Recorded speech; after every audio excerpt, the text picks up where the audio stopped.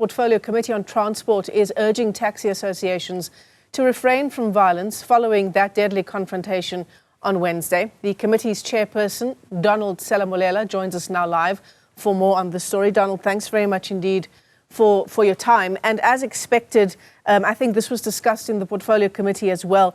Taxi associations that will say that these are elements within their associations, right? That they don't stand for this kind of violence. But it's becoming harder and harder to separate the associations from incidents like this.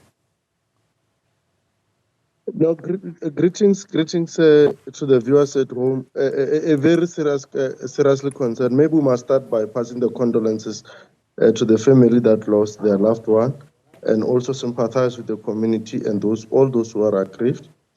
Our association is not really to cast aspersion on the associations of the taxi industry, but it's a very, very special call. We know where we come from as a country in terms of violence in the transport space. And we've always wanted to plead that we should continue to maintain the harmonious engagement and relationship that is there. We are aware of the current challenges that are there.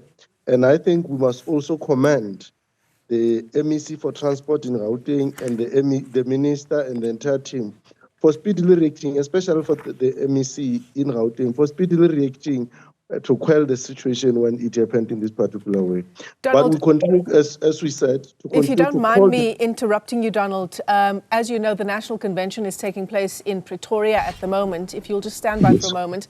Donald, thanks very much for your understanding. I want to just continue to focus on the issue of taxi violence in the incident that happened at Maponya Mall just this week. We know that one young man, 27-year-old e-hailing driver, was killed in that incident, 2 vehicles torched as well. I want to ask you about a question that was discussed in the National Assembly around the taxi recapitalization program, right? That was in an effort to bring about safe, effective, reliable, affordable, accessible taxi operations.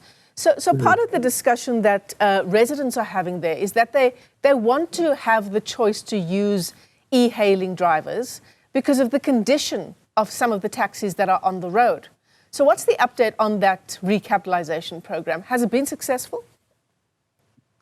If you would remember, Michelle, when we briefed the media just towards the end of last year, we raised serious concern about the slow progress in as far as the taxi recapitalization program is concerned.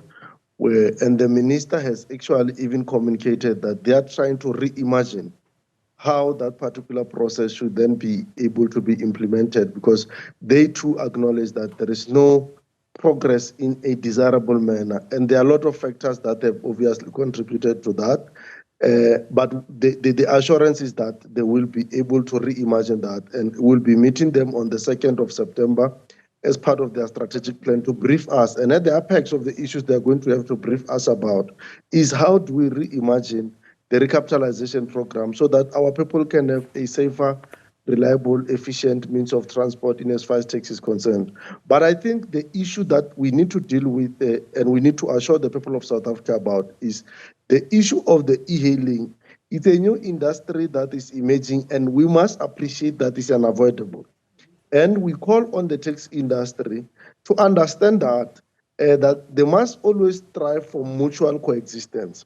What we'll be doing in our part, as I would have alluded before, is that we need to now to start to put in place regulations, and I think that's the role that the department needs to start doing now, and we have already implored on them to do that, to ensure that we have a situation, Michelle, where there is a clear regulation on who does what are the type of papers that this e-hailing must have, which roads they must use, and things like that, so that there is a clearly regulated mutual coexistence of all this industry. You will know, like I said, we come from the past where there would be violence between taxi, minibus drivers and buses. We don't want to go to that ugly past. That ugly past had in the past divided the country and caused so many lives and caused so many families to lose their breadwinners and so forth. We don't want to find ourselves going there. Also, we don't want a situation where the communities will rise as they are doing in Soweto. And we also implore on the law enforcement agencies to put their hands and on the deck so that we do not have a situation where the situation spiral out of control and we lose lives. So we're going to be imploring seriously on that with the law enforcement agencies, and we are really calling on them to do their work. But thus far, we are very happy, and like I said, on the work that the Minister of the MEC for Transport in Gauteng is doing, being on the ground when it is necessary and when it's needed to be on the ground.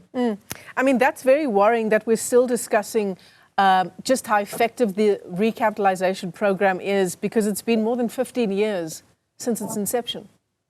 Definitely. It's worrying, Michelle, and that is why we made it an issue. If you remember when we briefed the media as a portfolio, we had said part of what we're going to put on the top of our agenda is going to be this particular recap. Why we put it on the top of our agenda in the transport space is because you would know, Michelle, and our viewers will know that the viewers of Newzroom Afrika will know that, especially here in Gauteng, 70% of the day-to-day movement of our people is with the taxi industry. So you cannot have a situation where our people are not afforded an efficient quality mode of transport to move from place of work to home and from home to place of work on daily basis, students going to universities and so forth. The Gauteng is the industrial hub of the country, is the economic nerve center. Transport is a very important facilitator for actualization of that economic hub. So you cannot falter in that. So we are putting this at the top of our agenda, and we're going to be sitting on top of the department day in, day out, in as far as recap is concerned. Right. And I mean, the thing about commuters is that we cannot, and the taxi industry cannot dictate to commuters which mode of transport they choose to use. Most definitely. That is not tolerated. We have, when we engage with the NTA, when we engage with Santaco, we have made that message clear and across the board. We'll still be meeting them. We'll still be calling them to Parliament in a short while in this quarter as we go back to Parliament, just to make that message to come across the board. And we have called on like I said, we have called on the law enforcement agencies to ensure that the right of choice of our people is protected at all times. That's an economic right also of the e-hailers to participate in the transport economy, and no one must limit that particular right. That is why we call on the department also to ensure that they put in place regulations that will ensure mutual coexistence of these transport operators in the space, in the road space. It's an incredibly difficult situation to manage, particularly when it results in violence and in a loss of life. Parliament's Committee on Transport, its chairperson, Donald Selamolela, speaking to us there on the incident that unfolded in Soweto just this week.